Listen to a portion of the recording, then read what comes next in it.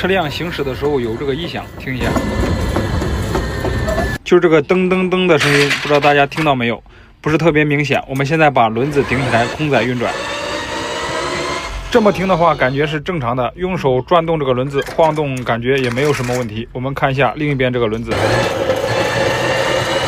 这边听起来也没有异响。用手上下晃动这个轮子是有声音的。我们现在把这个轮子打开看一下，是不是这个轮子里边有问题？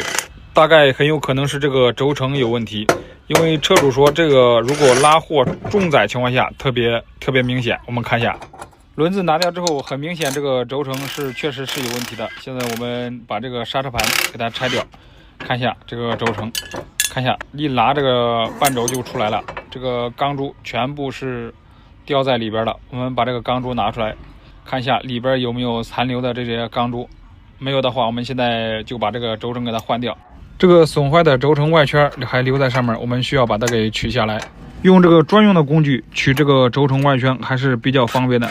如果没有这个工具，想把这个轴承外圈取下来还是有点难度的。好，很轻松，几下就搞定了。现在这个轴承外圈已经取下来，这个半轴上的这个轴承内圈，我们现在也要把它给弄下来。这个就简单了，用这个工具几下就把它给弄出来。弄出来之后，我们现在把新的轴承先给它装到这个半轴上，还是用这个工具给它砸到位。砸到位之后，我们现在把这个半轴给它装回去。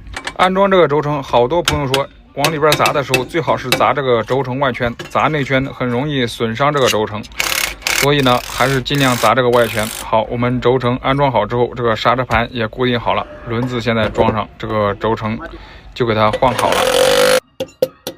现在轮子安装好之后，我们现在听一下这个声音。